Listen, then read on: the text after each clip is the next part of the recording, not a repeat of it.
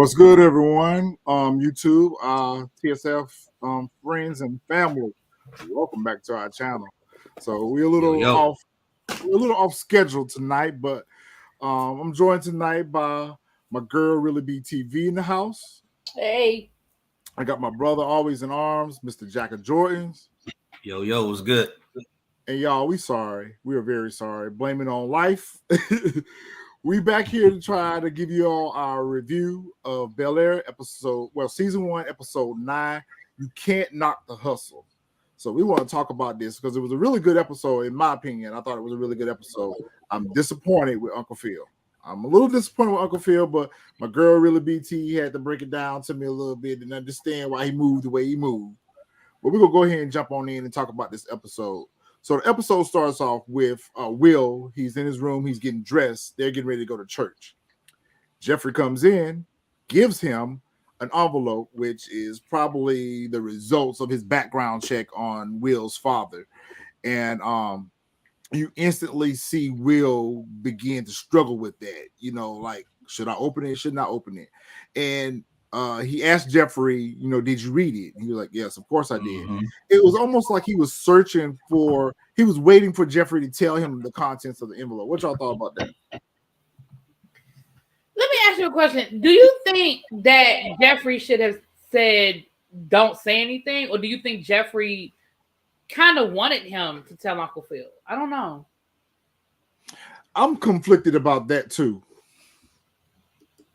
I don't know. But as far as the envelope himself, I think Will wants to know, but he, sometimes the fear of the unknown. Yep. You know what I mean? It's like I kind of really do want to know, but now I'm almost afraid of what I'm going to find out. Exactly. Especially, I think, after what happened the week before when his mom was in town.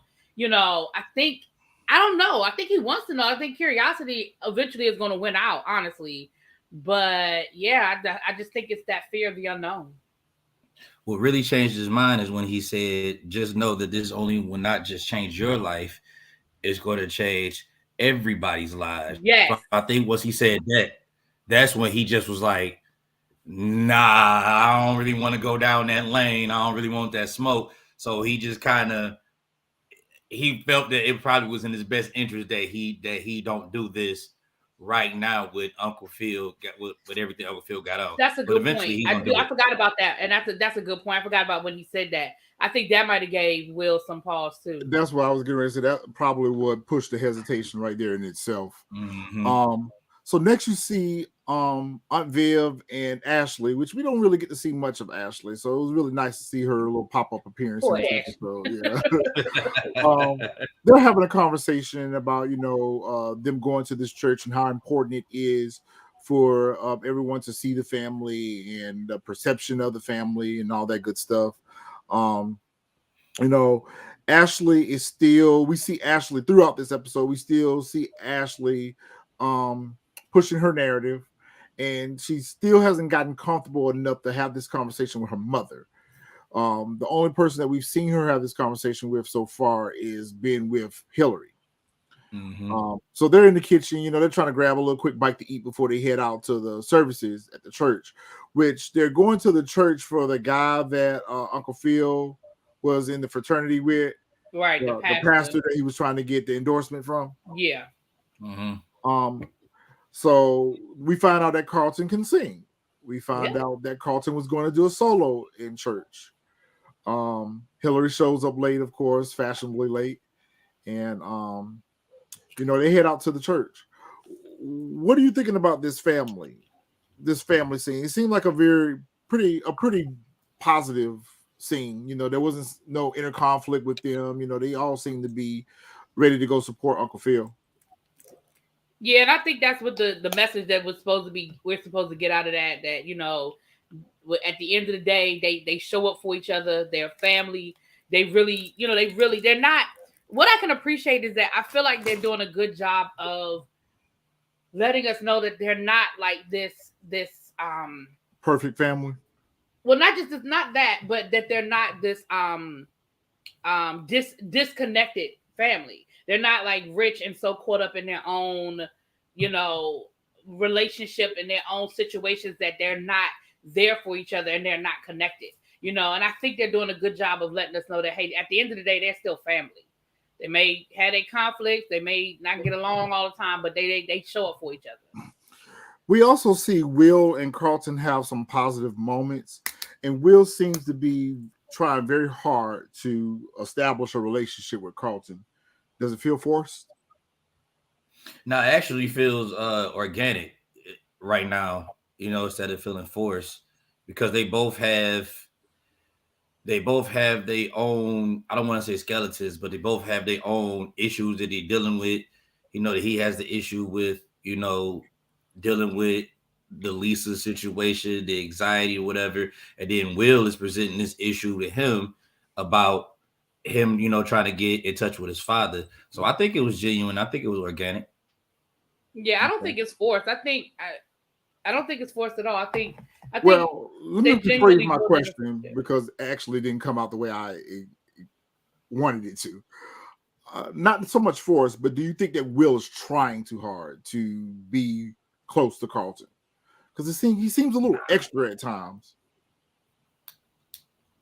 Just like when they were going up to the church, yo, I can't wait to hear you sing, cuz. And I mean, it's just too much too soon. You know, we I just think got he to wanted to support him. I think Will always wanted to support him, and Will always wanted to have this it was relationship with Carlton. him. Yeah, you're More right. Carlton that was giving the pushback because You're right. Carlton had to fight all his life to, or he feels as though he had to fight all his life to get in this position. And then Will just walks through, and for Carlton, it probably feels like Will is just given this position. And they still have the Lisa thing going Yeah, on. that's looming. That's still looming. They still have. So I do think there's a part of Will that wants to make sure that they are really good. Like they having some good days, and I think he want to make sure that the good days are really, really like starting to outweigh the bad days, kind of thing. You know what I'm saying? As they're getting ready to go into the church, I kind of like how they paired everyone off.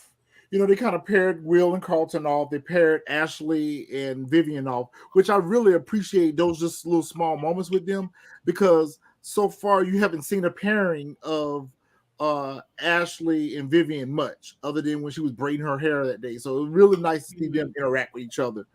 And she approaches the pastor about them promoting more people in the church auxiliary that are LGBTQ plus. I had to get that right. So that right there kind of alerts her mother. You know, well, why is she pushing this narrative? Why does she feel so strongly about it? There's obviously more there. So, you know, and I like how Vivian, she just kind of tucks that away. And, you know, I'm going to come back to this, but, you know, I'm going to put a pin in this because there's a reason why you're pushing this narrative. And so I like how they are making Ashley so headstrong about her views and her beliefs. And, you know, she doesn't necessarily want to oppress them upon others, but she also wants to be heard as well.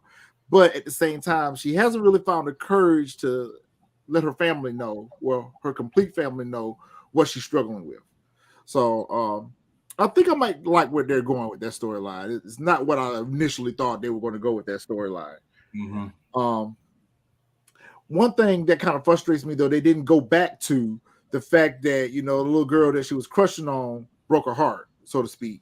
When she found out the little girl had it for Will, you know, I thought there was going to be some conflict between Ashley and Will going forward. And, you know, she was going to be a little resentful towards the fact that the little girl liked Will and not her. So, and we may still see some of that, but, you know, they just kind of left that open-ended. I was gonna say, I think if there had been some sort of interaction between Will and that girl, but Will don't even know who that girl is. You know what I mean? Like we see nothing. I can see it because Will has that kind of a personality that might come off that he's flirting or whatever, you know. But I feel like if the girl had a bunch of conversation and Will was entertaining her, not even in a flirty way, but just something that Ashley could be jealous of. But we haven't seen nothing. But I agree. But we've seen nothing with the two of them interacting. So I'm like, yeah, he don't even know that little girl exists. I just would have thought that Ashley was just, at least this version of Ashley seems like she is extremely intelligent beyond her time. Very intelligent beyond her time. So, you know, I say that to say this, even if some jealousy would have played a role, you know, in her emotions, I think that even though that she's 12, she's 12, right? She's 12 or 13 in this. 16, I thought. No, she's 12. Yeah, she's 12. She's 12. Right. So even though she's 12, I believe as though that she is smart enough to keep those most emotions in check, and that Will would want nothing to do with, her, because he already dating Lisa. So I think she'd keep those. I think she'd keep those emotions in check, because she could have wilded out right then if she was just kind of like an emotional outburst or emotional ball waiting to happen. I'm kind of glad she didn't react that way. It's not the way I would have wanted her to see her character. Xavier, you are so rough. I think she had reason to believe that the young lady felt that way. Like I don't think she intentionally was like, oh, she's straight, I'm gonna try to turn her or nothing like that. I think she had reason to believe that she had a chance with this young lady. Like, So you see Uncle Phil and the pastor, they have a quick little interaction with each other, and they seem to have made peace because the pastor was kind of real hard on them at the fraternity event. So you see they've kind of made peace, and of course Uncle Phil is still pushing for his endorsement. He needs those black voters and everything. So they have a little quick exchange that really didn't really give us anything to really talk about much. Hillary's homegirl is at the church. So it's obvious that the Banks family had been down to the church in a while. Mm-hmm. They said it's been a couple of years. Yeah, they had been. But it seems like when they were there, they were active. Yeah, they were active in the church. I mean, Carlton was in the choir, and it seemed like they were active. Life just got away from them. It looked like. Yeah. So Hillary has a conversation with an old friend of hers that that she grew up with, and she has 1 million followers. Hey. 3.7 million followers. Yeah, 3.2. Yeah, because Hillary, you're right. Because Hillary said 3 million, and she was like 3.2. Like, let me let you know. Right. You got claiming. Yeah. You almost hit it with a tighten up at 3.2 to be exact. Right. Tighten up. So in their conversation, do you think she was alluding to the thirsty chef thing with Hillary? Definitely. I thought so too. Definitely. It was a little. She was lining her up for the shot. Definitely. She was lining her up for the kill shot. Yeah, she was lining her up for the shot. She was, but it didn't look like she was too excited about it. She was like, we'll talk about it. Yeah, because Hillary was like, we need to do a collab. We need to do something together. She was like, let me think about that. I'll see. Let's go show how much I'm out of touch. I didn't even know that was Carucci. Yeah. Listen, and I'm gonna say this. Shout out to Carucci, because Carucci keep a job. Yeah. Carucci, she keeps a job, and she won an Emmy Award. Like, she is working. She was on Claws, games people play. Now she on Bel-Air. Because even though we may not see her again this season, that character definitely has a place to grow. Yeah. And become a bigger part, And there's, because of the scene with her and Hillary, we know that they're going to cross paths again in later seasons. Yeah. Definitely opened up the door. Definitely. Yeah. Karen, I didn't see the guy in the pink suit and the hair, so I don't know what you're talking about, baby. I don't know. Did y'all catch that? No, Somebody I think I missed Karen. Yeah, I had pulled a comment up earlier because I actually did notice the scene. Yeah. Oh, you didn't know Quintessential? Yeah, babe. Because Carucci I ain't mad at her. Carucci be working. She getting a check. I ain't know Carucci either, I promise you. She stay working. I ain't mad at her. She stay working. So as they're coming into the church, Will and Carlton have a quick exchange, and obviously it's on Will's mind, and he's trying to process. He's trying to make his decision. He's trying to get whatever type of advice he can get from whomever to help aid him in making that decision. But not the right time or place. Carlton's getting ready to go up to the choir to do his solo, and he's like, I need to tell you about my whole father situation. And Carlton seems to be giving good advice, because he gave good advice to his mother last season when Will's mom and her were arguing. So, Carlton is just basically telling him, you got to do what's most comfortable for you, what's best for you. So I thought that was a pretty good scene. And it's fostering a relationship between Carlton and Will. I just told him you had a place. He told him you had a place that that could probably help you with those decisions. I actually thought that was really good advice. Yeah, I thought that was solid. That was a very good reply. like where you're in the place that you can get all the help you need to make whatever you're struggling with better. We also see Uncle Phil and Hillary have an exchange about this thirsty kitchen. So apparently, Hillary was able to get the content removed, and she was able to get her content back from Kilo, whatever his name is. I can't even remember no more. But I don't think that she's being 100% honest about the circumstances. Like Uncle Phil perceives that she's gotten out of this, unscathed. I don't think that he knows that she's got to pay that $50,000 kill fee, and that he didn't just go away quietly. But Uncle Phil, we definitely coming back to visit that. I definitely think that they're gonna rehash that somewhere along the line, because you didn't pay the $50,000 as you said. Right. So under what terms and what agreements do y'all have, or arrangements do y'all have now? Yeah, and Uncle Phil, pretty much tells her that he's proud of her, that she handled the situation on her own. There might be a law career in mind for you after all, but she really hasn't resolved the issue. She temporarily resolved the issue by removing the post and moving out of the house, but the problem hasn't gone away yet. At all. Yeah, at all. So of course we see that Carlton is getting ready to do his solo, and so we really start to see more and more that there are several different things that triggers his anxiety. Initially we thought that the trigger was Lisa, but now we see that anything that puts any type of spotlight on him, or have people with high expectations for him, is going to get him in a very anxious and nervous and panicky type situation. Dealing with anxiety myself, it's any type of pressure that comes along that he just kind of falls up into this panic attack kind of, like the pressure with Lisa dating Will.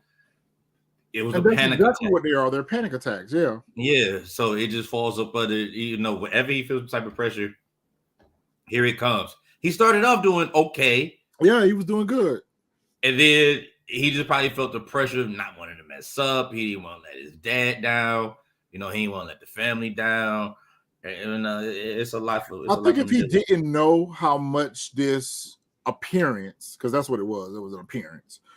I think that if that wasn't looming in the back of his mind, that my family is depending on me to do a good job, I'm gonna shut the house down and everything, he probably would have done well. But in the back of his mind, he's thinking that my dad is depending on this. I gotta blow the house down. Now he just instantly freak out, and he runs off of the stage, and Pastor kind of does a little damage control or whatever. What I really would have liked to have seen was Will get up and go check on him. That was a missed opportunity, because Will's been kind of being his support system through this now, because Will from inception found out about the coke and the Xanax and all that stuff. So he now has someone to process that with. So Carlton can better utilize Will for that purpose, to kind of help step him through his emotional stress that he's going through. He's the couch session. Yeah, he needs a couch session. Yep. But his advice works in parallel as well, in reverse, because you told Will that he was in a place where he could seek comfort for his troubles. Same thing applies to you, Carlton. You're in a place where you could seek comfort to handle your troubles. But it's really nice to see that Will's not holding a grudge against him, and that they are trying to move forward in a positive manner. So I really like that aspect of it. And it's interesting that nobody else in the family got up to go check on him. Like, okay, at this point, he just about every event that they have had, he's flaked out in. Like, at what point are the parents going to realize that something's going on with Carlton and go check on him? Like, I would have thought Vivian or Uncle Phil or somebody would have got up and said, "Yo, what's going on?" But like, what though? Why are they not acknowledging these breakdowns? But what though? Because it could be like it could be just his defense mechanism and how he decides to cope with things. Like some people, when they go through anxiety, You know, they just don't want to be. They just don't want to be bothered. They just want to go through it and don't want to be bothered at the time and revisit it later. Because at that time when they're having a panic attack, it's a blank. So it could be that.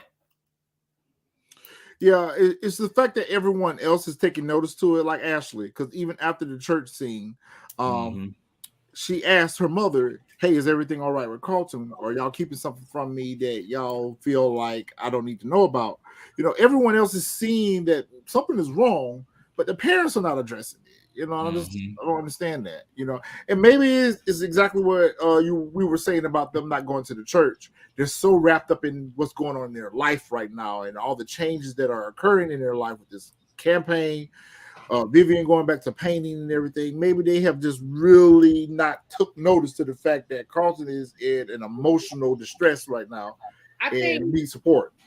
I think they're doing what the therapist has told them to do. I think that because again, it goes back to the first couple of episodes where Lisa kept alluding to how bad things got with Carlton. And even when we saw that scene with Uncle Phil with them playing chess, Uncle Phil checking in on him.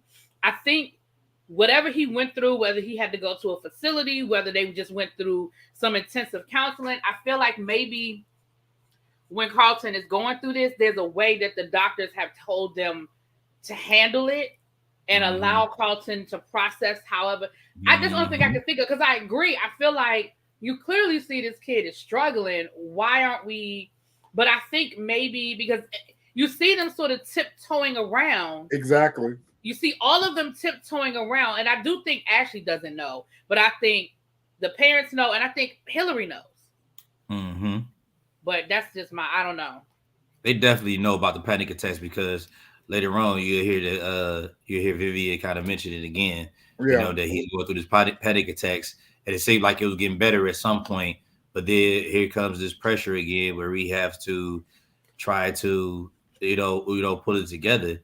And that's why I say I think it's probably just like his coping mechanism. He just need to be by himself for a minute and pull it together. And then he's able to, you know, revisit it. But at that time when he's having it, just, you know, kind of leave him alone. Leave him alone. Yeah, I think that's what they've been doing. Yeah. I understand that wholeheartedly, having worked in behavioral health before. And that was one of the things they used to tell us when the kids were having a moment that, you know, we would just keep them from self-harming and making sure that whatever was triggering them didn't provoke them to do self-harm or harm others.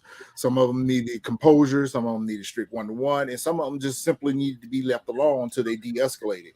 So I can understand that point, but from a family aspect, you know, as close as this family is, I would just like to have seen someone else besides Will checking in on him.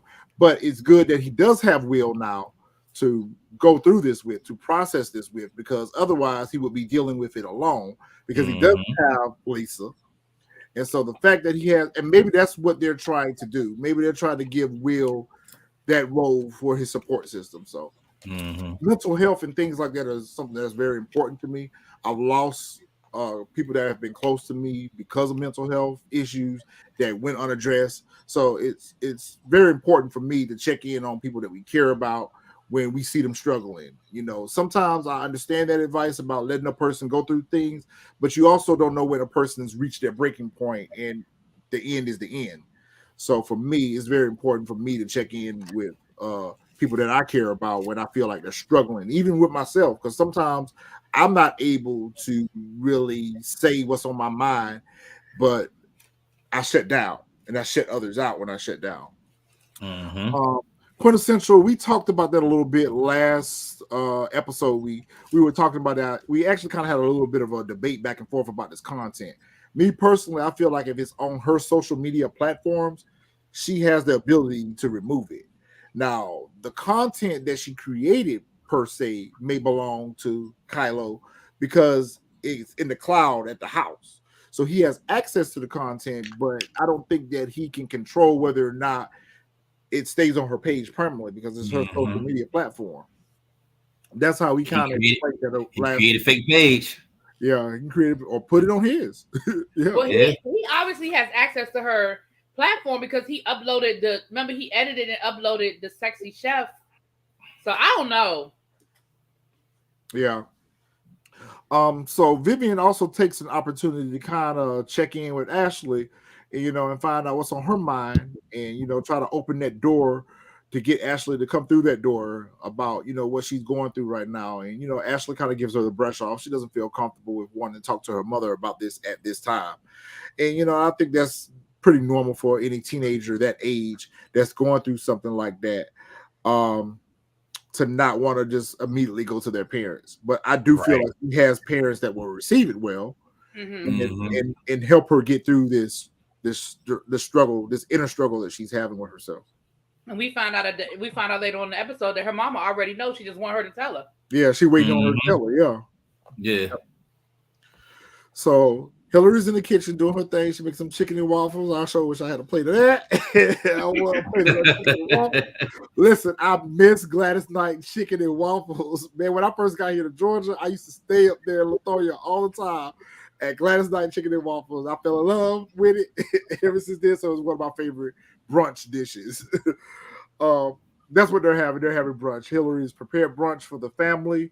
Will is kind of sitting there thinking about what's happening with Carlton, and he finally reveals to Hillary that, you need to check in on your brother, because your brother going through some stuff right now, and he on this coke and Xanax. He did say coke, so I got it. I said I owe everybody an apology. Said coke. He did say coke. He did say coke. And so Hillary was like, well, you need to go talk to him. You need to go check in on him or whatever. And Will's kind of like, nah, maybe you should. You're his sister and everything. She was like, but I haven't seen that, and I gotta appreciate her reacting that way. Because sometimes when you kind of open up to someone, or someone knows something about you that's personal that others don't, you don't want them spreading it through the network. Right? It's just like, we have conversations a lot, Jack.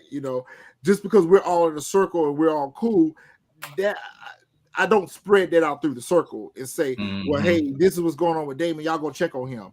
You allow that person to open up to you before you go through that door. So she sends Will off to go have a conversation with him about, what he's going through or whatever. And that was a very powerful moment, a genuine powerful moment. I really can appreciate that, because Will is letting him know that it's okay, one, that you're going through what you're going through. Two, you don't need them drugs. Like them drugs. And we found out that the reason why Carlton is taking the drugs is he's self-medicating. And it's like we initially said, it's a combination of coke and Xanax. So they're kind of, working against each other. Right. One's an upper, one's a lower. So and that's why I was kind of really concerned about, how much of this is he using, So by him having this conversation with Will, stopped him from using. So he announces or denounces the fact that he's going to stop using drugs, and he flushed his drugs. Do you think this is the end of cocaine? Nope. No way. Nope. I'll believe it till I see it. I think it's the end of it in this moment. But I think he's going to go back to using again. I agree. I think he still got some drugs. If they make it that easy, because it's just not that easy. It's not that easy just to flush it down the toilet and I'm done, just like that. Right. No. I mean, especially if he's using it as a dependency, that means he's built up a craving for it. So at the very least, we should see him going through withdrawals. We should see him, having personality change, mood swings, and everything. When a person's coming down off of that type of drug, they're not just going to be able to stop. It's the same thing with smoking. I smoked cigarettes for I don't know how many years. It took me a while to wean myself off of the cigarettes, and now back on cigars. But a habit like that, he's just not gonna kick it. So if they make it like where he's done overnight, that's disingenuous for me. Right. What else we want to talk about? Let me see. Do you think that the situation with Carlton is going to we saw a little conflict with Carlton and his friend Connor. And this is what irritates me when we have these little nuggets, but we don't come back to them. like with Carlton, I mean, with Connor calling the police and stuff on them, how do you think Carlton is going to revisit that when they interact again? Do you think that's going to be a situation where Carlton's going to swing on him? Do you think that's going to be a catalyst that's going to get him back to using again? Where do you think we're going to end up with that? I think Carlton is through with Connor. I think him like losing him as a friend. I think he might be looking at that as like one of the better things that ever happened to him. And I think he help him move along in a positive direction. Yeah, I think by him calling the cops was confirmation for Carlton that him losing him as a friend was for the better. He definitely gonna run into him or whatever. He might sock him. I kind of hope that he sock him. Maybe Geoffrey can. Where's Ebby? We need his water cut off. What the hell, Ebby? Ebby at tonight? So baby, she was sending out those disconnect notices. Ebby. Yeah, so maybe maybe we can get his water turned off. She was in here last night. Crystal sending out disconnect notices. Oh yeah. Who was he disconnected last night? Was it Chris Rock? Was it Chris Rock? It was Chris Rock. I don't know. She was sending out disconnect notices last night. I said, Lord, it might have been. It might have been Chris. I don't know. Damn, what did Chris Rock do? Damn. I don't know. She cut a couple people water off. Yeah, she was on a rant last night. Yeah, she was. Hillary takes the opportunity to call Jazz, and she's still in that I got to make it right type she mode. cut August Alsina water off. I'm sorry. It was with August Alsina. Yeah, that's who it was. I want to say this about. What I said was Chris Rock. I thought it was. I want to say this about Connor. I do think he's done with Connor, but the only problem is, remember, Connor was his pusher. Yeah. Oh, so we'll see how that works out. Yeah. That's where he's getting the coke from, because remember, that's what he's planning on Will. Okay, you own something right there. Mm-hmm. Okay, big facts. So Hillary decides to call up Jazz, and they meet up, and I hope that they move a little further on down the road than where they're going right now, because I do not want Jazz to be this who can she run to type of guy, that she only calls on him when she needs comfort or when she needs support or when she needs help with something. Like, this man genuinely has an interest in you. He's not your fair weather friend. Don't call him and you only have a need for me when you have a trouble. She calls him up to go over here to the house to get her stuff. But you so big and bad and you handling this situation, why do you feel the need to have to sneak into this house? First of all, that whole thing was stupid. It was very stupid. You mean to tell me that you owe this man $50,000, but you still got a key to the front door? You mean to tell me that this man has cameras all over the house, but he ain't know that you was using your key to enter the front door to take your shit out? That's his leverage. That is what he has, is that he still has things that belong to you. Like, that doesn't make sense. And then y'all had time to sit there and have a whole conversation in the damn kitchen and flirt and shit. Like, come on. Yeah. Was it? I mean, it was a lot of episodes of Fresh Prince. Wasn't it like an episode where Jazz kind of like cussed Hillary out because it seemed like Hillary was using them for stuff like that? I think I remember that. Yeah, I think I remember that. So like when I saw that, it kind of turned on the light bulb. Where they're going with this, and that's why I said I think that's where they're gonna go with it. And he's will be like, "Yo, you can't keep calling me whatever." You know what I'm saying? Yeah. When you got a problem. I mean, she did invite him back to the bungalow joint. Yeah, go ahead, Chris. I'm sorry, my bad. Go ahead. Go ahead. Because I think you get ready to hit the same thing I was getting ready to hit. Even that was sort of messed up, because he invited her to his house and she was like, well, no, I'm staying at this 5-star, we can go down there. And you can see he took it personal, because I almost feel like, and I can see where he coming from, like, oh, so my house, my spot ain't good enough for you. Like, you don't even know where I live. But you just assuming, right. like, you're not willing to come to my spot. Like, you sort of look on his face. I mean, he agreed to do it, but I feel like she ain't got but about one or two more times to turn him down like that. And he gonna snap on her ass. Mm-hmm. Yep. Because the thing that really disappointed me with that is he wanted to cook for you.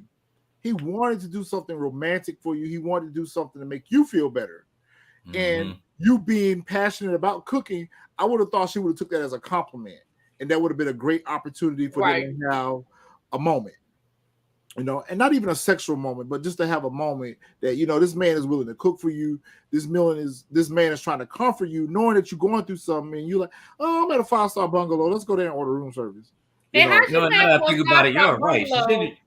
An indefinite stay at a 5-star hotel, but you can't get this man his money. Like, listen. Listen, I thought the same thing. She did kind of push my man's jazz over to the left. I'm kind of pissed off. You're like that whole situation just pissed me off. I'd have volunteered to cook for you. I'd have volunteered to cook for your funky ass. I'm over here stealing your shit back. Your shit back. And now I'm volunteering to cook for your funky ass. You want to throw this funky ass 5-star hotel bungalow joint in my face? Let's just be clear. At risk of getting a trespassing charge, breaking and entering charge. You don't live here anymore. Right. You don't live here anymore. And I pulled up to the bar ready to slap my man in the first place. And you sent me to go get drinks. You screwed me on that. You sent me to go get drinks. Then I come through over here to steal your shit back. That kind of just pissed me off. And that's the thing, like I'm pissed off. And again, I ain't trying to harp on this, and I know, but at this point, she's been staying at this spot for at least a week. Let's say it's been at least a week. You're renting a bungalow at a 5-star restaurant. 5-star hotel. A bungalow at a 5-star hotel, that's at least a couple of $1,000s a night. Times 7. You might as well just want whatever funds you using to pay for this hotel, you might as well tell old boy run it. Are you using a credit card? Like, run my shit. Like, it don't make she probably don't want to tell her dad. You know, she probably don't want to move back in the pool house. So when the bill comes, okay, so she still got to explain something because the bill come and dad found out she didn't ran up a $20,000 hotel bill down to the Beverly Hills, whatever. Then she got to explain why she's not staying at the house. Like, either way, it's a conversation that needs to be had. Yep. So and the conversation she's going to have.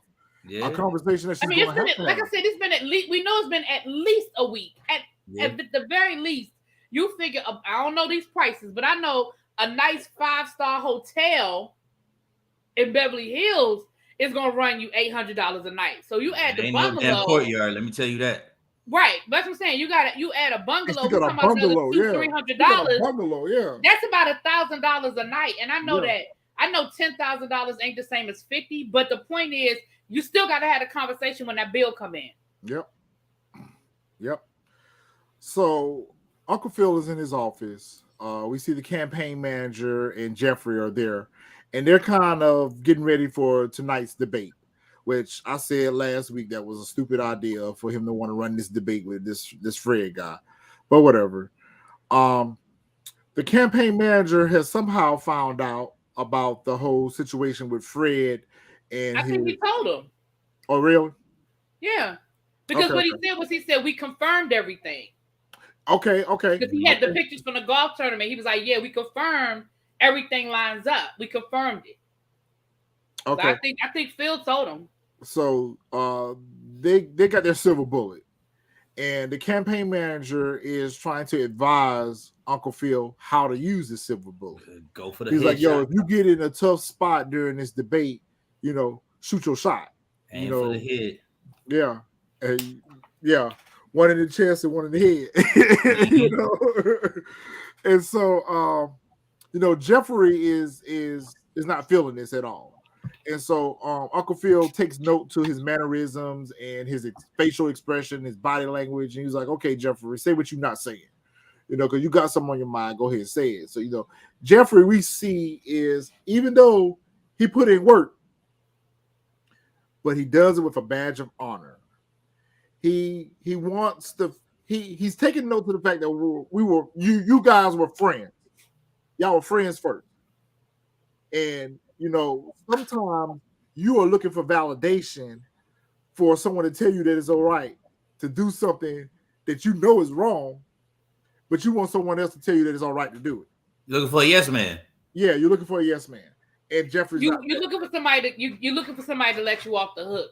Mm-hmm. You're looking for somebody to make you feel like you had no choice. Oh man, I had to do it. There was no other way we could win. I already invested so much money. Like, instead of just saying, listen, I want to win this shit and I don't care how I win it. Plus, Fred pissed me off. So I'm going to do this. Like, and that's all Geoffrey was saying. Geoffrey was like, just like at the end of the day, you want to use the information, but don't make it seem like we're making you. Like, oh, your back is against the wall and you got, nah, you want to fucking do it, do it. Mm-hmm. Mm-hmm.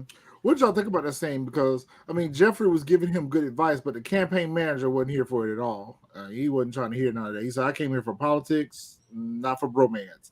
So, you know, but I really think that Geoffrey's right. I mean, he's absolutely right. But also at the same time, you know, they're still kind of at odds with each other about last week's exchange. So, Xavier, funny.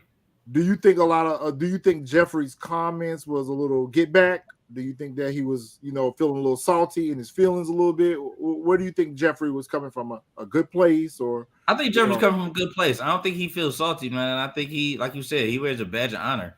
So I don't think I don't think Geoffrey comes off to me as kind of like a vigilante. I take out the bad guys, you know, all day long. But you know, Fred is actually a good guy, which I think Fred is kind of an a-hole, but that's just my opinion.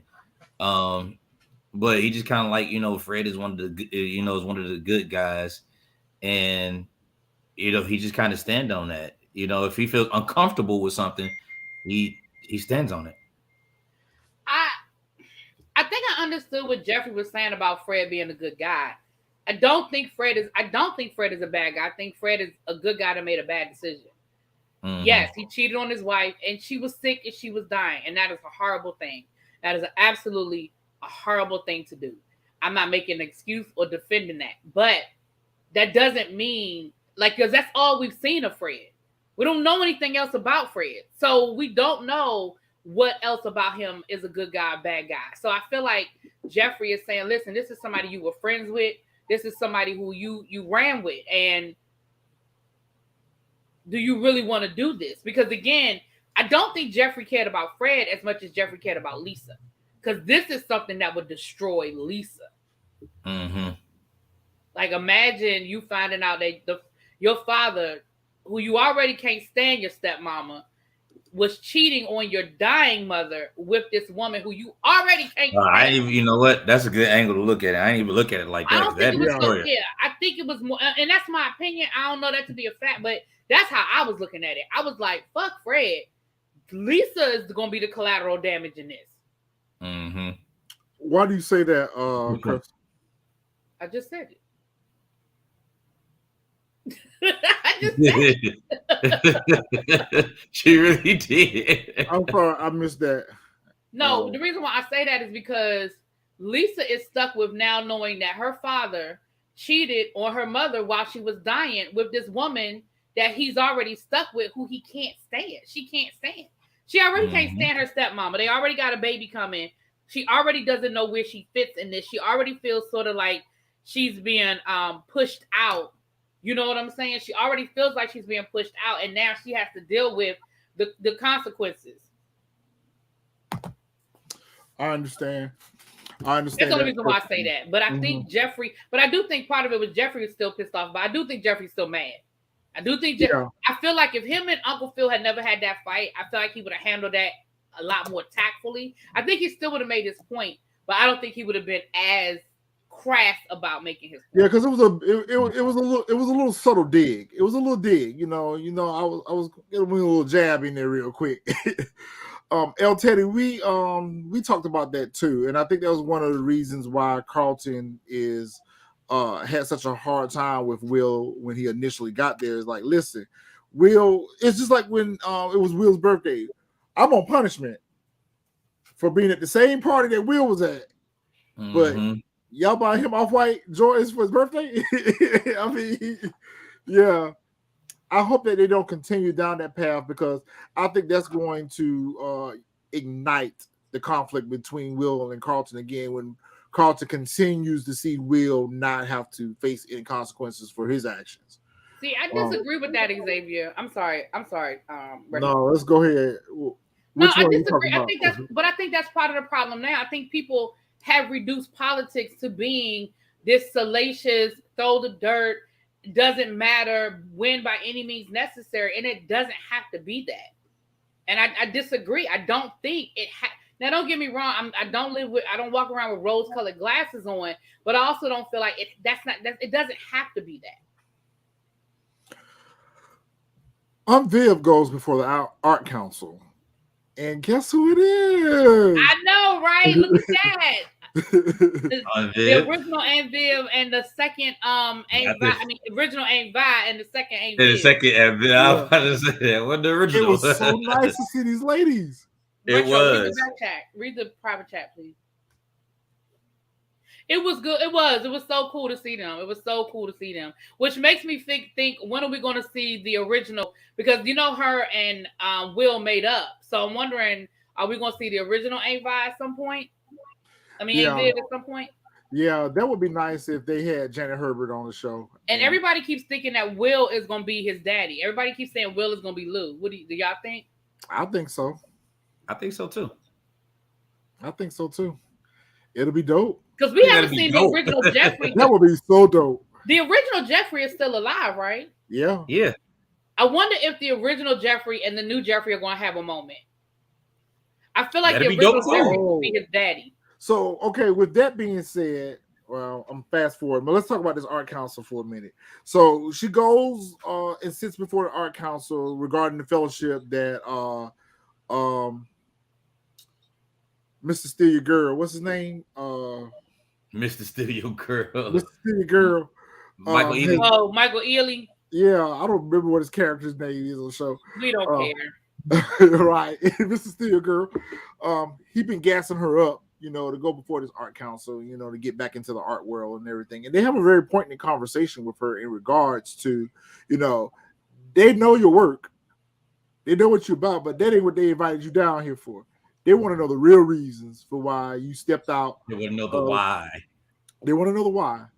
And finally, we get an honest answer from her. I was going to say, I think that's the first time we got the real answer. That's the answer she should have given her husband. Yes, I agree. Because she made it seem as if it was her husband's lack of support that just made her lose interest in what she loved. But I don't think she was ready. I don't think she was ready to accept it. Accept what? That it was on her. Like, sometimes it's easier for us to blame other people than to take the ownership that we made the decision. Because ultimately, she made the decision based on fear. She was afraid. She was, she didn't like dealing with the politics of it. She didn't like dealing with the politics of it, and she was afraid. And I think that, I don't think she was ready to really accept it. Well, we learn a lot in that scene. We learn a lot from that conversation. And it was more her than anything else. And it was more so centered around her fears and her struggles of being a Black artist. And a female Black artist at that, and what she had to go through to get her work to be received as, good work, and people just looking at her and not giving her the validation that she needs to feel good about what she was doing. So what's up, Wise? We're going to welcome El Teddy to the panel. What's up, El Teddy? Y'all done left the gate open. Y'all don't even know. Don't make me, El Teddy, don't you make me regret this. Hold on. Crystal, don't you make me regret this. Crystal, we got another live wire.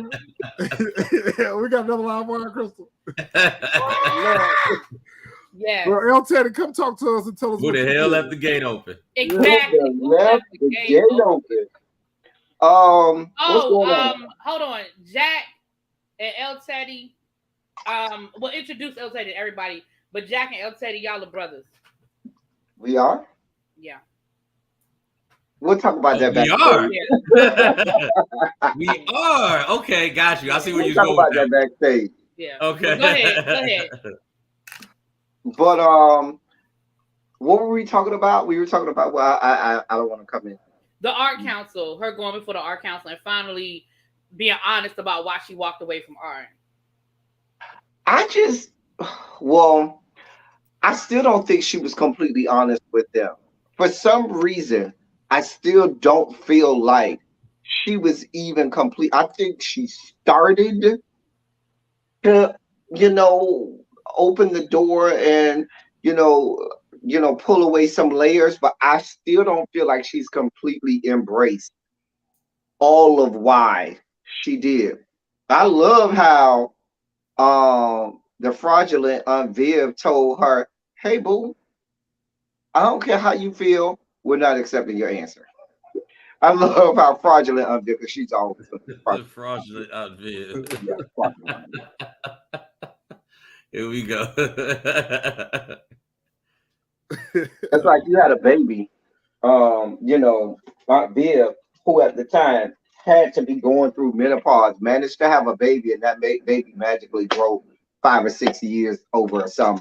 But that's a whole different situation, because I didn't know how she even got pregnant while she was singing a song by Climax, "The Men All Pause." Anyway, Oh man. y'all don't pay me no mind. I'm Yeah, they said the fraudulent Aunt Viv. It's the Yes, fraudulent fraudulent Aunt Viv. It is. It is. But really, be to answer your question, I saw a Instagram post with the new and old Geoffrey. I would love to see a scene I where he's saw that they were father. hanging out, and there was a picture of them. So I don't know if they were on the set or if it was just somebody. Because we know got there's them a story together. there. We know Geoffrey has a story, and I don't think we're going to. Well, not I don't think. I'm certain we're not going to get it this season. We might get a taste of it. I am so interested in hearing his story. Yeah, because we only have one more episode left, right? Wasn't that episode? What isn't this episode 9? I believe so. But I would definitely love to hear the story behind. Well, they were in a movie together. Oh, they were in a movie together a few years ago. Oh. My question is this. Okay. My question is this. It's not going to make sense to me if Phil never has to tell Viv what happened with what happened with Geoffrey. Because I by no stretch of the imagination think that Viv is going to really just go with, oh, he just had a family emergency and just gone. No, I think that's a conversation that's going to have to be had too. But yeah, they're going to have that conversation. Because she's probably going to be like, well, what happened? Do we need to call him? Let me call him and see, what it is he may need, or anything we can do to help, or anything like. It'll become too much with her going to her, with her going for her sponsorship and, and all this other stuff that she got going on, and scholarship and all the other things she got going on. I think eventually it's going to be too much, where they're going to have to. She's gonna have to inquire, like, okay, so what's really going on? I agree, Wise. I agree with that. That just doesn't make sense for me. What doesn't make sense? That if he never tells her, he's gonna have to tell her. And I feel like the one thing that I've loved about them this season is that they've done because I was a little nervous in those first episodes. I was a little nervous. I thought they were going to make it seem like, oh, they were estranged or they're not getting along or they're not. But they are tight. Like, they are definitely on one accord. And so he's going to tell her. I think she gave him a pass because she was dealing with this episode. But especially if he don't come right back. Like, she's going to be like, okay, what's going on? What's going on with Geoffrey? Even the kids, they've become dependent on Geoffrey. And, yeah, I just don't see him not that, like, you're not going to just be able to say, oh, he had an emergency, he had to go. Yeah, that's not going to fly. Right. Yeah, no, they're going. Because she didn't even seem like she believed that when he told her that. He ain't going on no emergency. But we're gonna put a pin in this, and we're gonna come back to this because I know this ain't the truth you're telling me, right? Right. And you're right. The whole house relies on Geoffrey, and not only that, but they're dependent upon his security as well. So that's definitely going to raise some questions. Now, my question is, and I guess we'll find out next week. So is this iteration of Uncle Phil is a judge, right? No, he's a lawyer. No, he's just a lawyer. He's not a judge. He's just a lawyer. That's it. Because remember, the original Uncle Phil was an attorney. He was a partner though. in his firm before he became a judge. Remember, he came Well, to be judge. okay. He became a judge during the show. Okay. Because my question is, I don't feel like Uncle Phil has been really overseeing or taking care of the kids and the family. And so it sounds real cute for him to say, "Oh, I'm just gonna give up being district attorney and focus on the family." Bruh, it seems as if you ain't did that in more than a decade or so. I don't see you just sliding back into that role. Certainly, when your crutch, your training wheels, and the person who basically held your hand the whole way is now gone. Yeah. That's why they're gonna need him back. That's why they essentially gonna need him back, is because they're gonna need him back. it's gonna become too much for Phil to handle, especially with Vivian, going on to her ventures and chasing her and still chasing her dreams and finding out what ifs if she would have kept painting. So But they're I gonna feel need him back. Here's the problem. I think one or two things is going to get in the way of that. Either one, Phil's ego is going to get in the way of asking him back, or two, Geoffrey might get to the point where he either may get another gig or something may come along where he has to say, "Nah, bro, I did that. Been there, done that. Me. Hey, I'm not coming back. That's it. It is Geoffrey what it is." Coming back. Geoffrey coming back. I hope he comes back, because that would be I don't really. think he's coming back by the end of this season, but no, not by the end of the season. I don't know. I mean, he's coming back. Yeah, he better come back. So anyway, go ahead. I will say, to me, I think the writers and the people who were responsible for the show, the ball was dropped with the character progression of Ashley. They didn't do that. They didn't do Ashley right. I feel like that character is just. I don't know what they're doing. I have no idea. The whole her being, lesbian, and I don't know what that was. I don't even know what she's doing. She doesn't even have a close relationship with Will, like she. And I'm not saying we clearly see we don't have to follow the original show, but I just don't even see where she kind of fits in. Like, I feel like every now and again they just throw her in because they say, "Oh, we ain't seen Ashley, so let's just throw her in the scene and keep it moving." But I don't think that they've gotten that right, and I think that that's something. I feel like I love what they did with Hillary, love what they're doing with Carlton, but with Ashley, she's so that they dropped the ball on her, and I think that could have been a lot more. And maybe we'll see more of her character development in season 2. And that's one of our issues that we have with a lot of the shows that we all watch, is that you give us so many characters in the first season, and you don't have enough episodes to do story arcs for all of them. So you got some of these characters they're just dangling out here in their dead weight, in their dead air. I'm hoping that they utilize her for at least the first part of season 2 story arc, because you can't give us a story like this and just let it linger and not develop it any further. I do think that there are ways to do that with the writing that I've noticed with a lot of the new age writers. They don't know how to intertwine and interconnect some of the characters and their progressions. There's ways to do it where they still have their own progression, but there's this intertwining, every now and again. So that way it gives you the ability to progress multiple characters in maybe just one scene.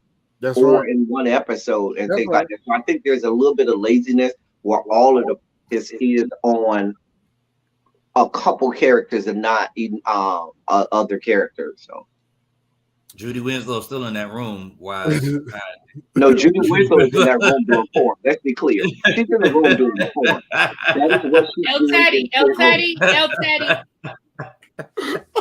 I'm just saying obvious. El Taddy. This is a family-friendly channel. Crystal, I love your friends. I love all of Don't them. put him on Mind me. you, Debbie came up here and cussed the people out, but I can't say And that killing people. what we all know And she is killing the people. fact that Judy Winslow does porn.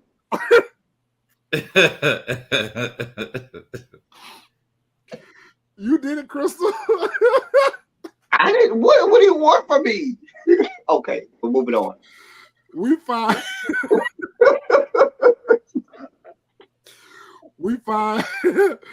Crystal. We found out that I can't even get my thoughts together because she do porn. Hey, Viv. We all know I it. had to forgot about that. We had seen her for years, and all of a sudden you turn on the hub, and oh God, He said, "I turn up." where she went? Where did she go? Oh, there she is. Hey, Viv got the damn thing. She got this money. And She they got told this her to wait money. 24 hours to think on it. Yeah, she got this money. She get this money, and they tell her that part of the acceptance or part of the fellowship is that she's going to have to do press. She's going to have to travel. She's going to have to be away from home, and before she agrees to accept this, she needs to really ponder these responsibilities that accompany the fellowship, and they want 24 hours before they will accept her answer. Go ahead, Chris. I apologize. Xavier, you are absolutely correct. So, El Teddy, you fine because we be calling Carrie all kinds of hoes. So, you right. Thank you, Xavier. Porn you say star. nice. I said you're correct. Thank you, Xavier. Thank you. And with Xavier, it's not our fault that the woman is a hoe. So, Thank you, Holgram, you call him Professor Carry on, Holgram. El Teddy. Carry on, El Teddy. Thank you, Xavier.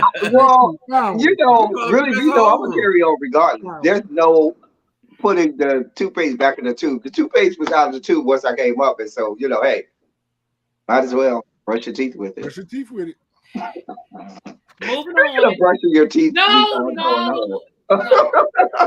on. So, Oh man, Vivian seems to be excited about this fellowship.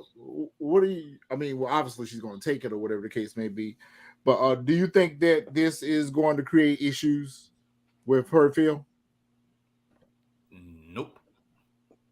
You know what? I take that back. I do think it's going to cause issues only because Mr. Stinger girl going to be lurking. I just think because of the Geoffrey situation, it might cause something with Reed because Reed probably will still be lurking around. Yeah, artwork is just in that lady's hotel room at night. I think that's what's going to end up happening. That's what's She's going to end up going on this trip and finding out this time gonna get little baby Nikki right here. The green-eyed monster is around here, in the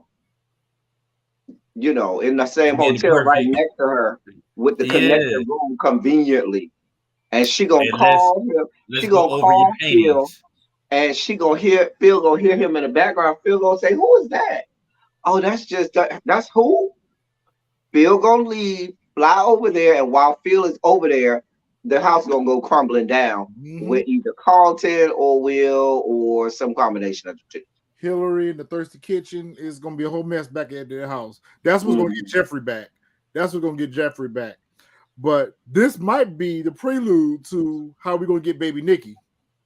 This is how we're gonna get baby Nikki right here. That's gonna be Reed's son. Right, that's what I was gonna say. He's not gonna be Phil's son. Please no baby Nikki. Baby Nikki was a wasted storyline. I'm sorry. Yeah, well, that was so stupid.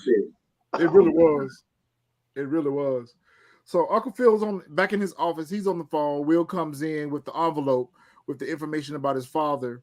And I definitely agree with Geoffrey's comment later on in the episode. It almost seemed as if he wanted Uncle Phil to open it with him and to tell him it's okay or what he's going to see on the other side of it. And of course, we know that whatever dirt they got swept up under the rug, Uncle Phil's in fear of that coming out and the damage that it's going to do to the family. So he encourages Will not to open the envelope. How does he know Phil didn't already open it? Well, I guess it's a moot point for Phil to open it because he already know the dirt that he don't did. I was about to say he know what the envelope says. Shit. Yeah, he know what's in there. Are y'all still holding on to the fact that y'all think that Uncle Phil is the daddy? Because I never said that. I've heard people say that, and it doesn't make sense for me. Oh, I was like, that And doesn't I make don't think go they're down gonna that get road. that grimy. And I don't think please, they're I gonna hope they get don't that go down grimy that with the road. show. I I hope just think that Uncle Phil is the reason why Will's daddy's not in his life. And I think that's what's gonna come out is that either Uncle Phil paid him off or beat his ass or did something. Or And send I him think away. Well, that's Uncle Charges Phil was on him. responsible for him going to jail Put or some not charges on him. something. That's Yeah, what I I'm think thinking, they'll tell or you. yeah. something like They don't that. put some Yeah, charges- think- they don't I get a can see ghost and that. Tasha on him. Aunt Right. Vivian and Uncle Phil, they don't get a ghost and Tasha on Yeah, camera. I think they got something to do with why he's not in his life. Yeah. I don't think they're gonna get that grimy into They don't put some oh charges they on that got man. secret babies. I don't think it's that deep. Yeah, I don't, and I've heard people try to say that. I said that doesn't make Yeah. sense. I'll Like be that done with really this show makes if we go down that sense road. at all. I'll be done Yeah, I with know this we're show. going off script, but I don't think we're gonna go that far off script. Yeah, Yeah, I'll I be hope so not. done if they go down that pathway. Don't do that. Please don't do that. So what else? What else is important in this episode? I want to know what type of lawyer Uncle Phil is that he got all this kind of money. I'm just saying. Remember, he won a big settlement. Defense attorney. You know, defense attorneys make good money. But And remember He when make he good did money, an interview but- with Big Boy, he talked about the big case. He used to win class action suits. He yeah, did. I take that back. He wasn't a defense attorney. He did those class action lawsuits, and he won a lot of big settlements. Remember, Yeah. he's like a rainmaker. He won a lot of big settlements, and so. And he said, remember, he said he was able to get his family's land back. Yep. He sued, and he was able to get his family's land back that was stolen from them. And then he said it when he did that interview with Big Boy that he had this big landmark case where he won like these millions of dollars, and then they were able to parlay that into he kept winning those types of cases. So he's that I understand like that, the Aaron Brockovich. but what I'm saying is the lifestyle that it looks like they are living should put you in. They don't look like they live in the 7 or 8 figure lifestyle. They look like they live in the 9 or better figure lifestyle. But he very And they could be. They very well if could be. I'm he's just winning, if saying. he's winning $15 million settlements, the law firm gets 40%. Okay, but that's still 7 or 8 figures. The lifestyle that they're Not living one to case, me. though. I'm saying if this is what he does, he's winning. If he's winning one big case a year, he's making $3 or $4 million a year.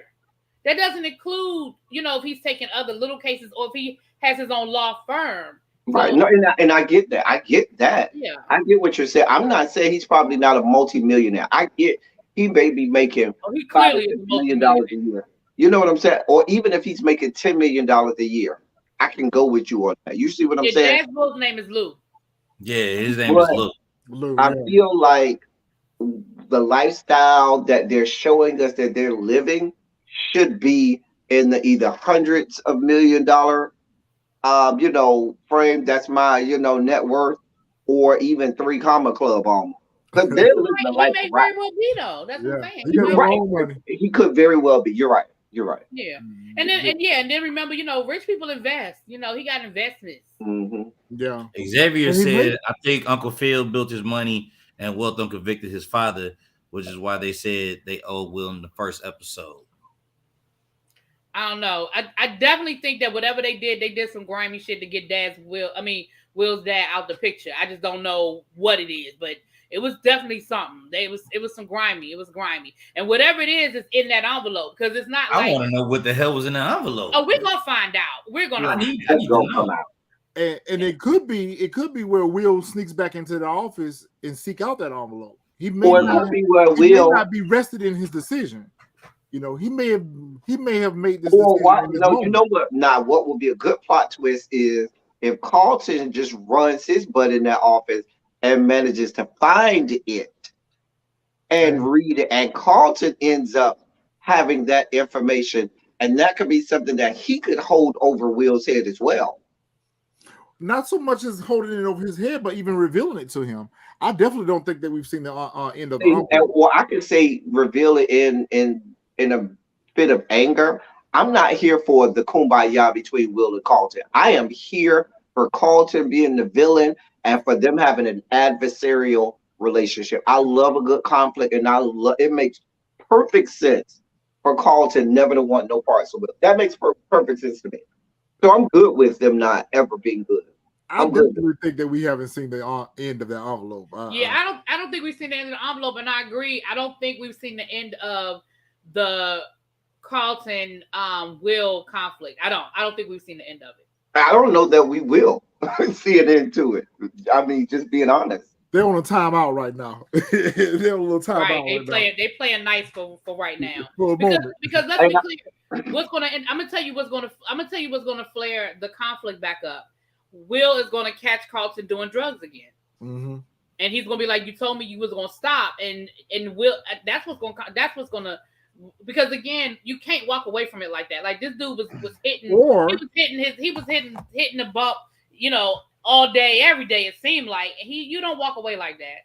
Or Carlton may harbor some resentment towards Will, being that his father lost his campaign, and he may hold Will responsible for that.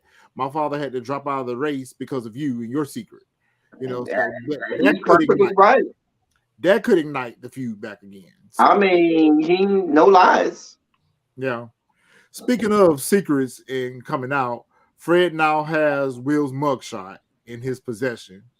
And we learned that the judge that we thought was on Team Us. That was some weak shit. That pissed me off. That pissed me off. Because we had no inkling that there was conflict between Uncle Phil and the judge. And all of a sudden there's conflict and the judge. Well, I think that came because Uncle Phil went off script. When Uncle Phil went off script, all bets were off. Okay. Right. Okay. And he even said that. He said, we had a plan. You didn't stick to the plan. Yeah. Right. Uncle Phil opened up this Pandora's box at that skating rink when he decided that he was going to take a stand against police. Defunding the police. Do that. Uncle Phil did that. And once again, Uncle Phil, like I said, y'all letting Will do the wrong thing. There's no consequences and no repercussions for what he does.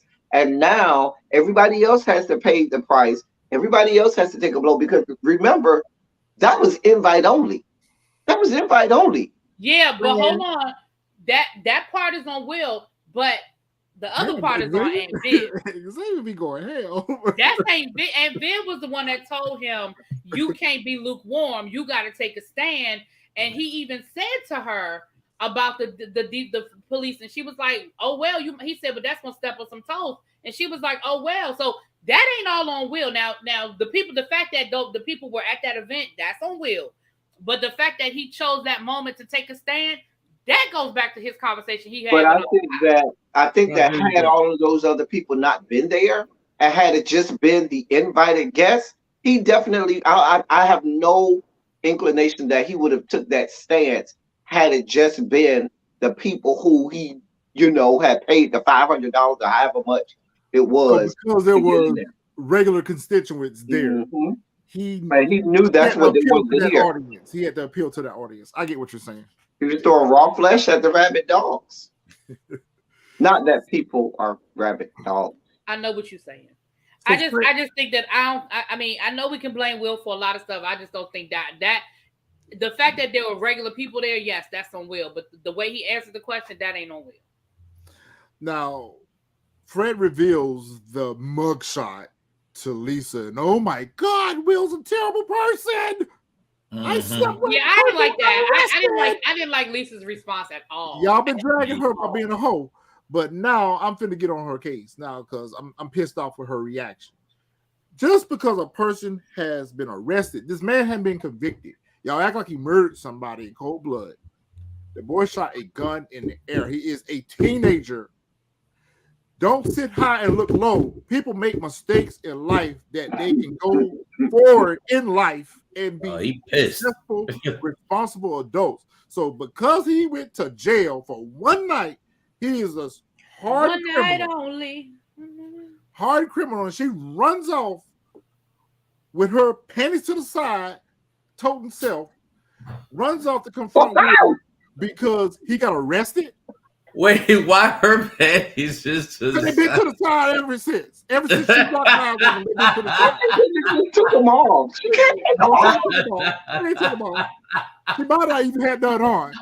But listen, you gave up the cooch. The man even told you. The man even told you. He was like, "Listen, you sure you want Slide to to the Oh, side. shit. Yeah, Slide to you the gave him side. a hot box. He didn't take it. He didn't press you for Wait a it. minute, hold on. First of all, He did not press you for it ain't nothing wrong with her giving up the box. That ain't even the issue. The issue is this is a man that you were so into that you gave up the box and you won't even give him the benefit of the doubt or understand his point of view. He even said, they did so much for me. There she go. They was looking for you, Abby. Yeah. Who we killing, Abby? We got a lot. We done killed off a lot of people without in you, here Abby. now. You got El Teddy, Xavier, and Abby in here. It's I a do whole not feel the situation. same way. I'm now as a, you know, Abby, I'm we with got the horror. disconnect notices I'm for with you the to send horror out. on this. Yeah. Okay, I'm with the whole ass horror on this. Okay, he lied because she asked him multiple times. He continued to But lie. he couldn't tell her. He couldn't. He had to toe the company line. He had to. She Listen. came along and wanted the allegiance pledge to her with the reason he's out there is because of Uncle Phil. And because he had allegiance to her, allegiance to Uncle Phil, to the family. I think part of it is, I think part of her issue is, I was sitting here telling you things that I never told anybody else. Beulah. Your name Beulah? Beulah. That's all she said. And your mother died from lupus? He said she had a smaller big toe on one side and no crazy shit like that. All she said is Beulah. That's all she said. She didn't talk nothing Ain't like good. she revealed to him that she's been running Bitcoin.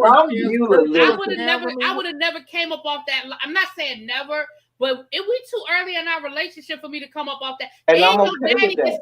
Your daddy is still the chief. Like your daddy is the popo, bro. No, we know Phil. Well, we already know here's Phil the is thing. dealing with PTSD. First of all, bitch ass Will ain't shit. He would never be shit for talking to his cousin's girlfriend. I don't. There's no apologizing for that. So he ain't gonna never be shit. He did break bro code. He ain't gonna never be shit. Don't tell me that she's supposed to be good to him because he ain't even good to his own blood relatives. Fuck him and fuck his life. I don't give a shit about Will and his feelings because he obviously don't give a shit about people close to them and their feelings either. Fuck them. So Abby, we cutting Beulah off. Abby, we cutting Beulah water off. Hey, Miss Honey. No, I'm not cutting Beulah water off. I want to cut Will water off. I think Abby want to cut this Beulah water off. Yeah, go ahead and send a disconnect notice, Abby. Yeah, I'm sorry. Beulah was doing too much. Sorry, Beulah was doing too much. She was doing too much. And even if you were upset, once he gave you his explanation, he didn't get no explanation. He did he explained why he didn't tell her the truth. He explained. And at this point, it ain't none of your business. I'm sorry, we're too early in this relationship for me to be divulging this type of business. Retro said it. It's none of your business, lady. Like, what do you? What's the reason that you're out here? Why did they even make that? Like, why did they even? Right.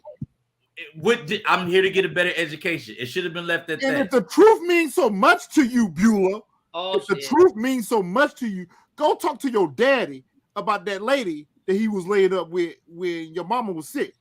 If you want the truth so much, go ask your daddy about the truth over there. Don't worry about what's going on over there.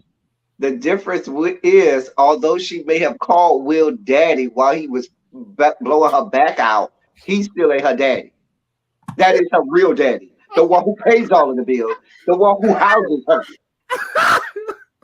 Okay? That's the big difference. You may have called Will daddy while he was blowing your back out, but your real daddy, the actual one. You cracked her back. Listen. Ooh, Lord. Pull that lining out. Pull that lining out. Yeah. You might.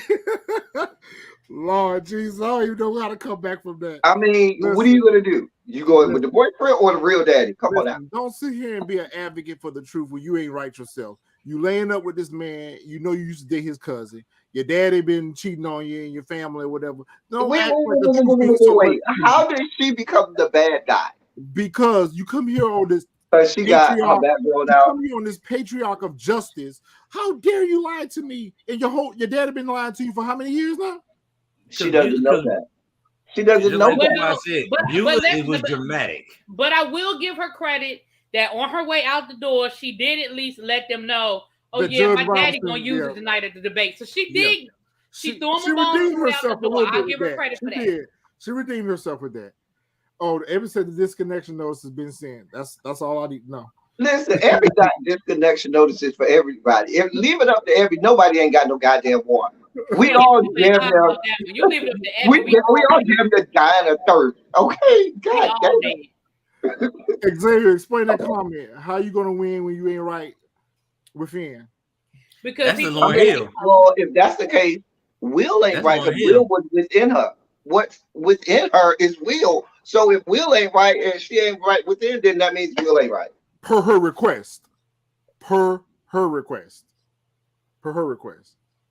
I mean, she did put Oregon's trail on the ceiling. She did. Them footprints was on the ceiling. She showed it. Now, she's a whole ass whore. She sure did that. Now, she did that. Her legs. Okay. Moving on. Jeffrey and Uncle Phil are back in the office. Oh, this was a powerful scene. It was a very powerful scene. It was a very powerful scene. I think it was the best scene of the show. And I was very proud of Jeffrey standing for what he believed was right and what he believed in, regardless of whether, in fact, it goes back to what we were saying. You might be my employer, but I'm not looking at this as an employer confidentiality type situation. I'm looking at this as your friend, as a person that cares about you and wants what's in the best interest of not only you but your family.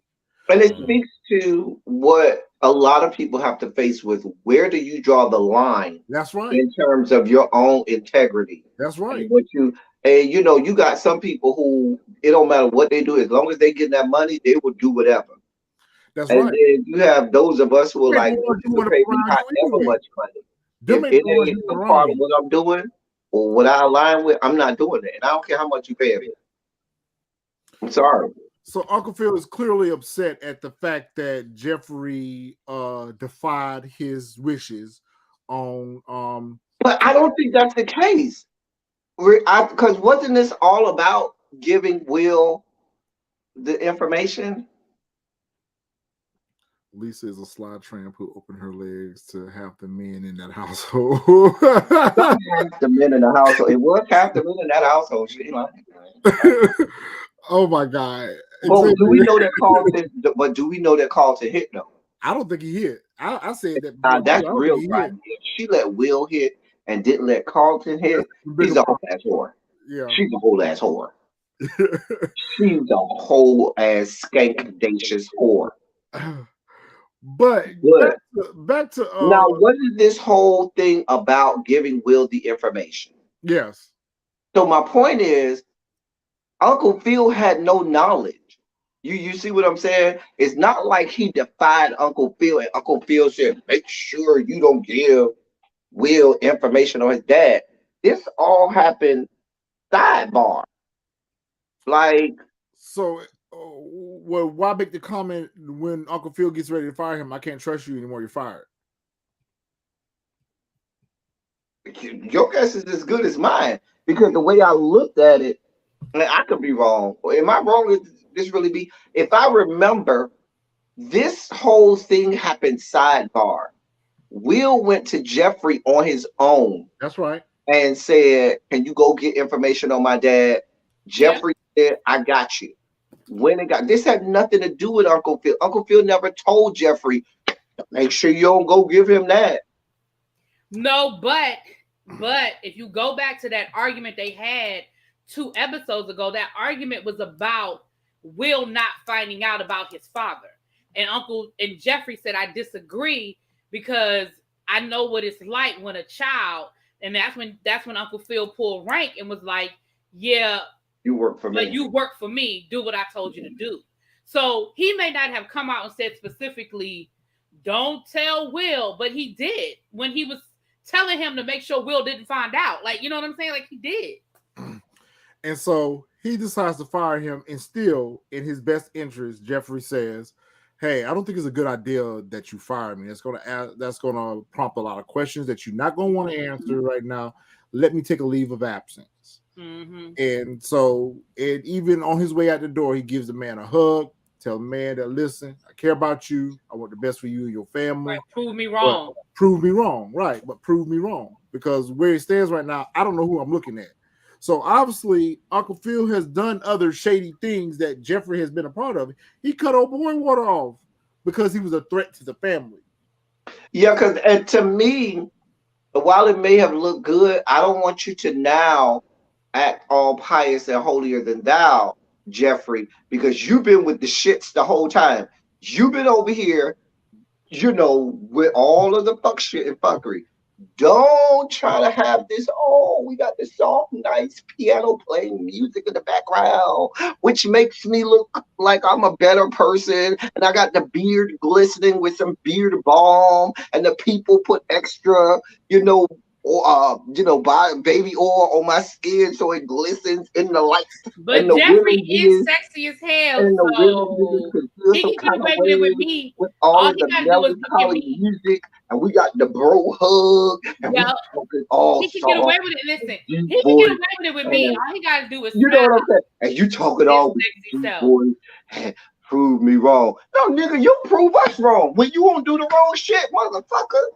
But El Teddy, the difference is it's the family. That's where the line is. That's exactly what I was getting ready to say. It's that's the line. Yeah. Because the other stuff he did was to protect the family. Yeah. Okay, but the things that he was doing, because now he wants to take the stance of, because if in Uncle Phil's eyes, he's protecting the family by making sure Will doesn't find out. So where's that same stance of protecting the family?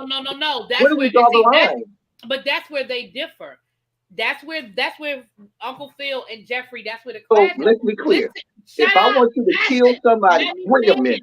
Let me finish what I was saying. That is the clash. Is that Geoffrey is saying, you're not doing this to protect Will. You're doing this to protect you because of what you did to Will.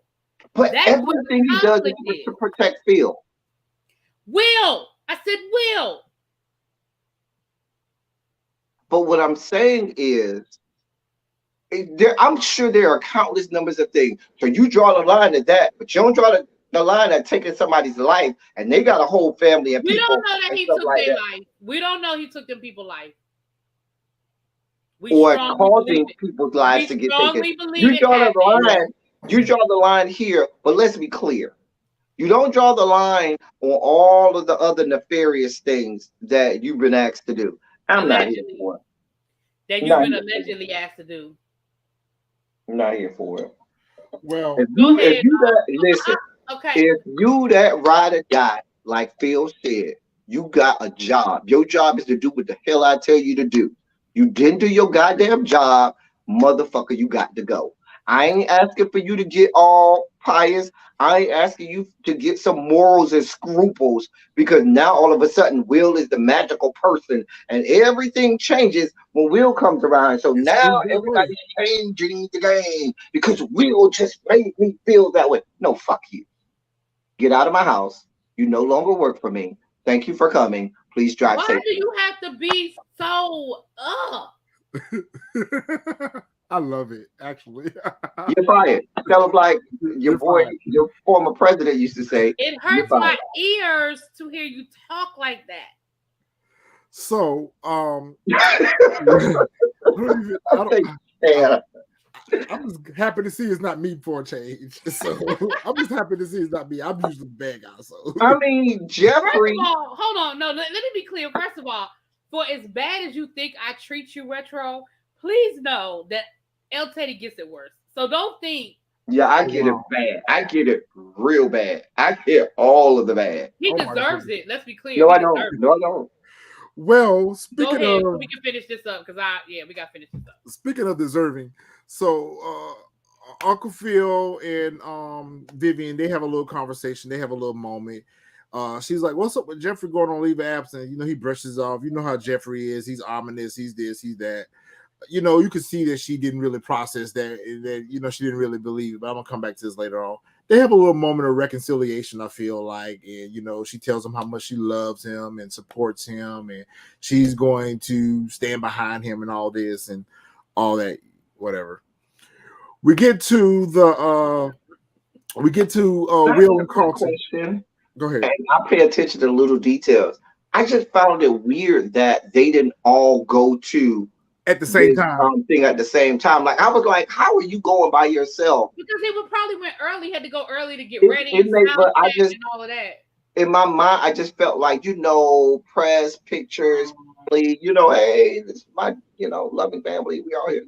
I just felt like, I don't know. I kind of get where you're going with it, because it almost seems as if she wasn't going to go. Had they not had that exchange, I think it was something that he said that alluded to, like, thank you for coming, or either she said, well, I'm going to make sure I be there, as if there was an option for her not to be there, to go or not. I kind of felt that too. Yeah. They have that little conversation, they have a little exchange, and she's in her feelings. And not, when I say in her feelings, not in like a negative way, but she's thinking about the day. She's thinking about the conversation with the art council, and she's thinking about what's going on with her family. And she makes the decision, abruptly makes a decision that she's going to turn the fellowship down. And so she calls up one of the art council ladies, Janice, I think it was who she called up, and told her that, listen, I got too much stuff going on in this family right now. I'm not going to be able to take this fellowship. And she was like, there's a reason why we give you guys 24 hours before we accept your answer. At this time, I will not accept your answer. So they were kind of like, telling her, think about this. This is an opportunity you don't want to miss out on. So think long. I had a petty moment during this scene where I channeled Abby and maybe even a little Really B. Like, I felt like all of the women would pay attention to in this scene. What the fuck is going on with her hair and them nappy ass edges? And I was like, girl, you make too much money. Like, she struggled to get that nappy ass hair back in that ponytail with that raggedy ass weave. And Really B, I don't know nothing about fashion, know nothing about hair. I don't get into none of that. But if I noticed the raggedy roots and that nappy ass hair when you making all this money, I know somebody else did right there. That half-ass raggedy ponytail. I don't know nothing about hair. Keep going, because he's just gonna keep going. Tell me I'm lying though. Keep going. What's the next scene, Retro? Will and Carlton in the kitchen. They having a moment. They having a conversation. Lisa shows up and she's upset. And We already talked about Lisa Child, her crazy. Yeah. They make up, and of course, I don't know if they really made up. No, they didn't make up. Oh no, she walked away. But she gave him that last little tidbit out the door saying, you might want to get your ass down there because my daddy got that ammunition and he gonna use it. So they go down to the debate. That's what And they that's confront Tasha's wig. Tasha's wig. Sounds like Tasha's wigs. Yeah. Oh Lord. But they end up going to the campaign, and Will and Carlton are able to get backstage to the green room to speak with Uncle Phil about Fred now having that ammunition. Actually, remember the judge came to see him first. We already talked about that too, but the judge sort of let The him judge know. told him first. He may not have known that Fred had that information, but he knew the judge had turned on him. Had them flipped on him, yeah. Yeah. And so at that moment, I thought that, me personally, that he was going to use the ammunition against Fred. That's what I thought. I thought he was going to run that. Especially when it played out that he had the coin toss. He had won the coin toss. But it didn't matter, because the thing about it is, what I thought about is this. Yeah, that might have hurt him in the polls momentarily. That's what but him cheating on his wife is not like you running for district attorney and breaking whole laws. And that's what I was saying. I said the same thing. Him cheating on his wife. Now, if him cheating on his wife for the voters is not going to equate the person that I'm getting ready to put in charge of enforcing the law, circumventing the law for his family. Exactly. He did circumvent the law. Yeah, absolutely. So it wasn't equal. Even He if knew had that. said the information first and said, well, this man was cheating on his wife, yada, yada, yada. First of all, it wouldn't have been a good look coming from him anyway. The best way that they could have handled that, or should, if they were going to use it, and El Teddy, you know this part, you got to leak that information. That's what I was about to say. Leak it to the press. And leak it to the press. I was just about to say it. Him making that announcement as his opening statement to the debate, That would have been awful. Played well. It would have been. It would have been the opposite. And then Fred is going to trump it because Fred is going to say, "Well, wait a minute. We have the mug shot of your nephew who conveniently got his charges dropped, moved to Bel-Air, and the person who helped it go away is willing to come forward and say it." It just wouldn't have played the same way. Yeah. But doesn't this happen every day in courtrooms all across America? No. Yes. No. Yeah. No. This is no different. This is no different than money, power, and respect. When you have money, troubles and charges go away. So I don't see what about this was. No. Charges going away if lawyers, if the defense and the prosecutors have whatever background thing they got and they want to make charges go away, that's fine. You understand what I'm saying? That shit happens all of the time. But you knew this was underhanded because he was making it a point to not tell anybody. He was keeping it secret, and he's running for district attorney. That's the kill shot right there. If he was running almost for any other position, maybe. But when you're running for district attorney, your whole platform is the law and making sure that it's no way he could have got over that. There was no way around and there's a difference between you already have the job and you doing some fugazi shit versus you're interviewing for the job and you're telling the person that's like you're on your job, you manage people, you do interviews, you bring people on board. There's a difference between somebody who's been working for the company for 10 years and you find out they scamming versus you're interviewing the person and they telling you point blank, I'm a thief. I've been stealing for a long time and I'm probably going to steal from you. Are you going to hire them just because you say, well, hell, we already got people that steal from us. You might as well bring you on board. You call one of their references, or you call one of their references and the old boss say, hey, they were stealing from us. That's what happened. Right. Are you still hiring that person? I guess. But I guess I look at it from a different point of eyes. Okay. And there's a reason why I look at it from a different point of view. I mean, the guy is 16 years old. He's a minor. Shit happens. That's not the point. The point isn't that he got in trouble. That's not the point. The point is that Uncle Phil broke the law to make it. It would be different if Uncle Phil got his ass on a plane, walked into a courtroom, and handed that police officer their ass and handed the judge their ass based off of, fugazi information or whatever. But that's not what he did. Or he made a phone call. Right. There are ways around, and you got to think if Will is just that clean, and that's his first offense, and he's a minor. They have all kinds of diversion programs, like you said, that intervention. Right, that he could have that Uncle Phil could have gotten him a part of and stuff, but that's not what happened. They just wanted to make this go away.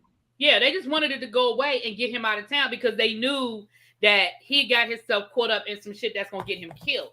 So it wasn't. They didn't even, and that's the other thing. They really didn't have the luxury. It's not as black eye on the judge as it is on Uncle Phil. I mean, the judge is the one who made it. It absolutely is as much of a black eye, but it sounds like the judge was willing to take that chance to make sure that Uncle Phil didn't win.